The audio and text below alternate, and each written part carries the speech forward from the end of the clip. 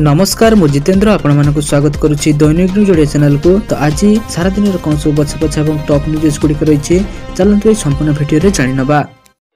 ओडिशार पाणीपाग को नहीं आसला बड़ खबर। उपकूल उपात सबुठी ताती ताऊ ताऊ थिबा बेले आज ठारू जळिब पुणी पश्चिम ओडिशा। हली अनुभव हेबो टाई टाई खरा। चलित सप्ताह 4 दिन हिटवेव बा ग्रीष्म प्रभाव नहीं सूचना जारी करिछि पाणीपाग विज्ञान केन्द्र। आंचलिक पाणीपाग विभाग सूचना अनुसार 13, 14, 15 और 16 तारिख 4 दिन हिटवेव जारी करिथिबा बेले अभ्यंतरीण ओडिशा रे अस्तव्यस्त करिबो असंभाळ ताती। 4 दिन जाए प्रबल खरा नहीं येलो वार्निंग सह ऑरेंज वार्निंग जारी करिछि आंचलिक पाणीपाग विज्ञान केन्द्र। आज अर्थात 13 तारिख में बलांगीर, बौद्ध, संबलपुर और झारसुगुड़ा अभ्यंतरीण ओडिशार 4 जिला येलो सतर्कता जारी कर 14 तारिख में प्रबल खरा नहीं 6 जिला को अर्थात सुंदरगढ़, झारसुगुड़ा, संबलपुर, बौद्ध, बलांगीर और अनुगुल को येलो वार्निंग जारी कर 15 तारिख में प्रबल खरा नहीं 5 जिला, 16 तारिख में 6 जिला को येलो वार्निंग जारी करिछि पाणीपाग विज्ञान केन्द्र। चलो देखिए परवर्ती अपडेट कौन रही। ओडिशा रे 3 दिन स्कूल छुट्टी। तो चलो देखना संपूर्ण अपडेट कौन रही। सरकारी सूत्र अनुसार होली रे मोट 2 दिन स्कूल छुट्टी रहिबो।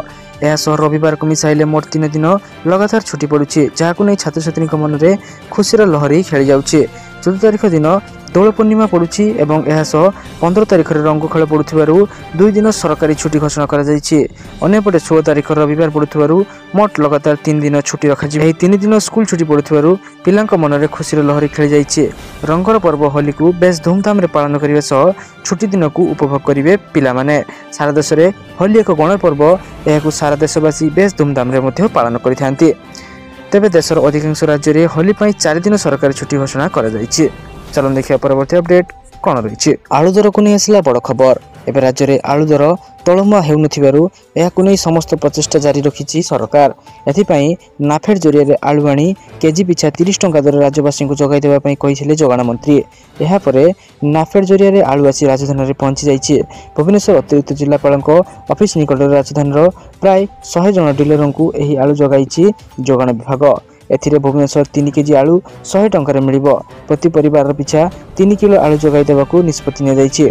जो मान राशन कार्ड अच्छी से कार्ड देखा यह नेबा बेले अण राशन कार्ड धारी मध्य यार लाभ उठाई पारिबे।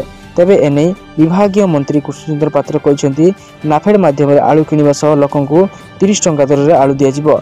एथिपाई प्रथम पर्यायर 300 मेट्रिक टन आलू नाफेड जरिया ऑर्डर करा जाइछि।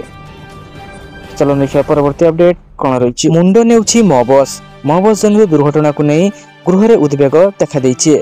8 मास मध्य 6टी मुंड नहीं छाड़लानी मो बस धक्का कटक, पुरी, भुवनेश्वर 6 जनकर मृत्यु घटी। विधानसभा विधायक अरुण साहू प्रश्नर उत्तर देइछन्ति नगर उन्नयन मंत्री कृष्णचंद्र पात्र। 2024 जून ठारू एपर्यंत 19टी दुर्घटना घटी। एथिरे 6 जनकर मृत्यु घटी बेले 18 जन आहत होइछन्ति। केवल 2टी घटनार मृतकଙ୍କ परिवार को 3,05,000 टंका दिया जाइछे। सेपरि बीजेडी विधायक अनंत नारायण जेना शहर भितर मो बस गति केते रहिबो बोली प्रश्न उठाइथिले।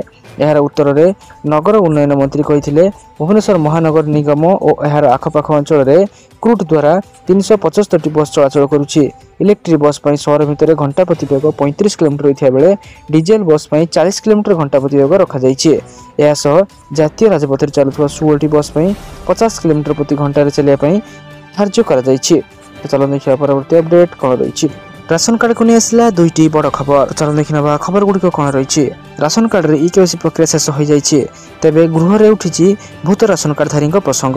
राज्य में केते भूत राशन कार्ड धारी चिन्हट हेले बोली अश्विनी कुमार पात्र प्रश्न करथिया बेले खाउटी जोगाण एवं खाउटी कल्याण मंत्री उत्तर रखिछन्ति।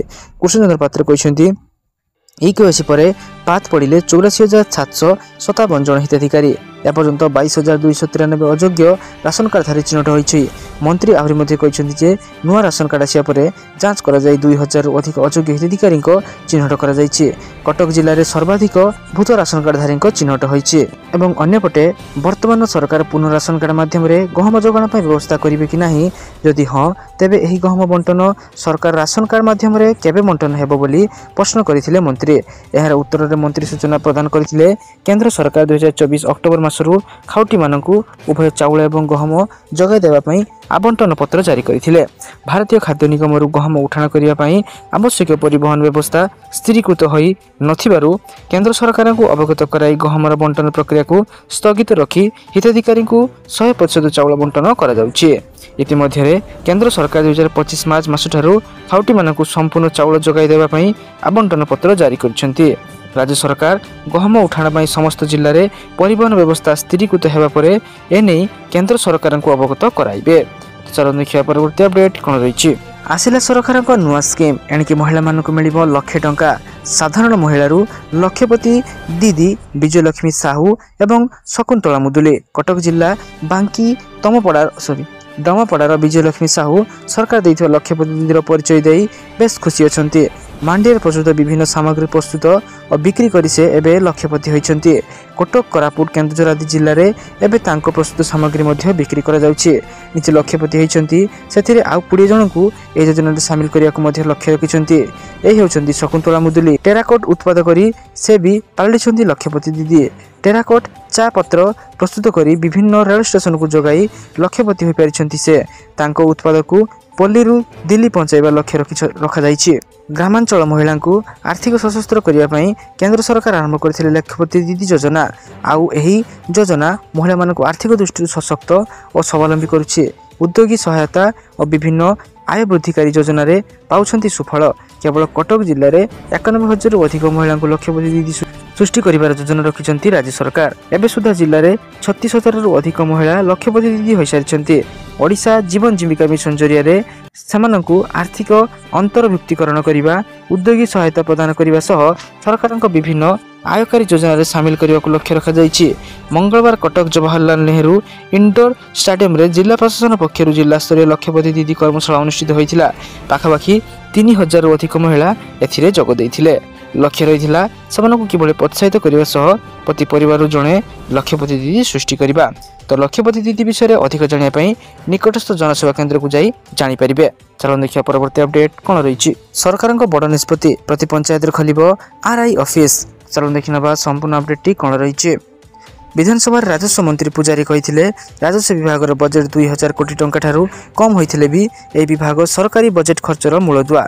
सरकार विकसित ओडिशा गठन पई जे योजना करूछंती ताहाकू साकार करिबारे राजस्व विभाग प्रमुख भूमिका तुलाइबा 24 वर्षर बीजेडी सरकार राजस्व विभाग को जटिल करि दैथिला। आमे व्यापक संस्करण आणुछु। 8 मास भितरे बहु संस्कार मूलक पदक्षेप नि दैथिया बेले खूब शीघ्र आहुरी अनेक पदक्षेप निया जिवो। एबे 5 रु 6 पंचायत को नै गोटी आरआई ऑफिस थिया बेले खूब शीघ्र प्रति पंचायत पई स्वतंत्र आरआई ऑफिस निर्माण हेबो। ए द्वारा लोकमानकु राजस्व सेवा सुविधार मध्य सुविधा मिलिबो। ओडिसा रे प्राय 1000 किसमर जमी थिया बेले एहाकू आमे संकुचित करी 20 रु 30 प्रकार किसमर करिवाकू योजना करूछु। एहा सो मंत्री कहछन्ती जे राजस्व विभाग बहु कर्मचारी ऑफिस रे 2-3 घंटा काम करथुवा देखिबाकू मिलिथिला। तेनु एबे सब कार्यालय रे सीसीटीवी लागिछि। जदि कोनसी कर्मचारी 4 घंटा रु कम काम करिवे ताकू तांकर से दिन अनुपस्थिति बोली हिसाब करा जिवो। एहा सो 8 घंटा रु कम हेले आधा दिन गणा जिवो। चलन देखिया परवर्ती अपडेट कोन रहिछि। रेलवे रे चाकरी को नेसला बड़ खबर। भारतीय रेलवे दक्षिण पूर्व मध्य एसईसीआर जोन रे अनेक पदवी पई नियुक्ति सुजोग प्रकाश पाइछि। उत्तर पूर्वांचल डिविजन रे रेलवे अप्रेंटिस अधीन रे खाली थिबा 1003 टी पदवी पूर्ण हेबो। ए पदवी पई एबे ऑनलाइन आवेदन जारी रहिछि। एप्रिल 2 तारिख आवेदन शेष तारिख रखा जाइछि। आपण माने रेलवे रे चाकरी करिया निमंते आवेदन करबा को चाहुथिले चलंतु जानिनबा संपूर्ण वीडियो रे कोन रहिछि। ए नियुक्ति पई प्रार्थीकर उभय मैट्रिक एवं आईटीआई रो शतकड़ा नंबर को नै मेरिट लिस्ट प्रस्तुत करा जिवो। या पर मनोनीत होइथिबा प्रार्थी को 1 वर्ष पई अप्रेंटिस ट्रेनिंग दिया जिवो। एई समय प्रार्थी को स्टाइपेंड मध्ये मिलिबो। पर योग्यता अनुसार समानकु नियुक्ति दिया जिवो। रेलवे रो एही अप्रेंटिस नियुक्ति आवेदन निमंते असंरक्षित वर्गर प्रार्थी पई 100 टंका आवेदन शुल्क धार्य करा जाइछि। अन्य वर्गर प्रार्थी मानक पई कोनोसी आवेदन शुल्क देबाकू पड़िबो नाही। एही नियुक्ति पई केबे मेरिट लिस्ट बाहरिबो से नै भारतीय रेलवे पक्षरु आगक सूचना मध्ये दिया जिवो। पदवीर अधिक सूचना उत्तर पूर्वांचल रेल डिविजन रो ऑफिशियल वेबसाइट के जाई मध्ये देखि परिबे। तो योग्य एवं आग्रही प्रार्थी माने शीघ्र यार ऑफिशियल वेबसाइट को विजिट करी यार संपूर्ण तथ्य को जानी याको आवेदन करि परिबे। आरबीआई रो बड़ घोषणा पुणी आसीबो मार्केट को 100 एवं 200 टंकार नुआ नोट। 100 एवं 200 टंका नोट संपर्क में भारतीय रिजर्व बैंक आरबीआई रो बड़ घोषणा करा जाइछि। प्रकृत में भारतीय रिजर्व बैंक खूब शीघ्र 100 एवं 200 टंकार नूतन नोट जारी करबा को जाउछि। किंतु डिजाइन रे कोनोसी परिवर्तन हेबो नाही। ए नूतन नोट गुडी करे गवर्नर संजय मल्होत्रांको स्वाक्षर रहिबो बोली आरबीआई सूचना दैछि। ଏହା ଏକ ସାଧାରଣ ପ୍ରକ୍ରିୟା ଯେଉଁଥିରେ ପ୍ରତ୍ୟେକ ନୂତନ ଗଭର୍ଣ୍ଣର ନିଯୁକ୍ତି ପରେ ତାଙ୍କର ସ୍ୱାକ୍ଷର ସମ୍ବଳିତ ନୋଟ୍ ଜାରି କରାଯାଏ। ଏଠିରେ କହି ରଖୁଛୁ ଯେ ପୁରୁଣା 100 ଏବଂ 200 ଟଙ୍କିଆ ନୋଟ୍ ବୈଧ ରହିବ, ଏହାକୁ ବଦଳା ଯାଇପାରିବ ନାହିଁ ବୋଲି RBI ସ୍ପଷ୍ଟ କରିଛି। ଏହି ନୋଟ୍ ଗୁଡ଼ିକ ଖୁବ୍ ଶୀଘ୍ର ବ୍ୟାଙ୍କ ଏବଂ ATMରେ ମଧ୍ୟ ଉପଲବ୍ଧ ହେବ ବୋଲି RBI ସୂଚନା ଦେଇଛି। ଚାଲନ୍ତୁ ଦେଖିବା ପରବର୍ତ୍ତୀ ଅପଡେଟ୍ କ'ଣ ରହିଛି। ମୁଖ୍ୟମନ୍ତ୍ରୀଙ୍କ ବଡ଼ ଉପହାର, ହୋଲି ପୂର୍ବରୁ ମିଳିବ ମାଗଣା ସିଲିଣ୍ଡର। ତ ଚାଲନ୍ତୁ ଦେଖିନେବା ସମ୍ପୂର୍ଣ୍ଣ ଅପଡେଟ୍ଟି କ'ଣ ରହିଛି। ହୋଲି ପୂର୍ବରୁ ଉତ୍ତରପ୍ରଦେଶ ସରକାର 1.86 କୋଟି ପରିବାରକୁ ଏକ ବଡ଼ ଉପହାର ଦେଇଛନ୍ତି। ପ୍ରଧାନମନ୍ତ୍ରୀ ଉଜ୍ଜ୍ୱଳା ଯୋଜନା ଅଧୀନରେ ପରିବାରଗୁଡ଼ିକ 1,890 କୋଟି ଟଙ୍କା ବ୍ୟୟରେ ଗ୍ୟାସ୍ ସିଲିଣ୍ଡର ରିଲିଫ୍ ସବସିଡି ବଣ୍ଟନ କରାଯାଇଛି। ଲକ୍ଷ୍ନୌରେ ଏକ କାର୍ଯ୍ୟକ୍ରମ ସମୟରେ ମୁଖ୍ୟମନ୍ତ୍ରୀ ଯୋଗୀ ଆଦିତ୍ୟନାଥ ହିତାଧିକାରୀମାନଙ୍କୁ ସବସିଡି ବଣ୍ଟନ କରିଛନ୍ତି।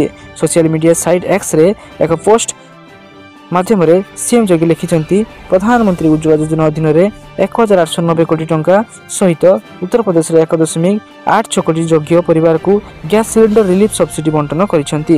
ଏହି ପରିପ୍ରେକ୍ଷୀରେ କାର୍ଯ୍ୟକ୍ରମ ପୂର୍ବରୁ ଖବରଦାତାମାନଙ୍କ ସହ କଥାବାର୍ତ୍ତା ସମୟରେ ୟୁପି ଉପମୁଖ୍ୟମନ୍ତ୍ରୀ ବ୍ରଜେଶ ପାଠକ କହିଥିଲେ, ପ୍ରଧାନମନ୍ତ୍ରୀ ମୋଦିଙ୍କ ନେତୃତ୍ୱରେ ୟୁପିରେ 1 କୋଟିରୁ ଅଧିକ ଲୋକଙ୍କୁ ପ୍ରଧାନମନ୍ତ୍ରୀ ଉଜ୍ଜ୍ୱଳା ଯୋଜନା ଅଧୀନରେ ସବସିଡି ଯୁକ୍ତ ଗ୍ୟାସ୍ ସିଲିଣ୍ଡର ସଂଯୋଗ ଦିଆଯାଉଛି। ତ ସାରାଦିନ ଏହିପରି ପଛା ପଛା ଏବଂ ଗୁରୁତ୍ୱପୂର୍ଣ୍ଣ ଖବର ଜାଣିବା ପାଇଁ ଆମ ଚ୍ୟାନେଲକୁ ସବସ୍କ୍ରାଇବ୍ କରି ରଖନ୍ତୁ ଏବଂ ଆମ ଭିଡ଼ିଓକୁ ଗୋଟେ ଲାଇକ୍ କରିଦିଅନ୍ତୁ। ଧନ୍ୟବାଦ।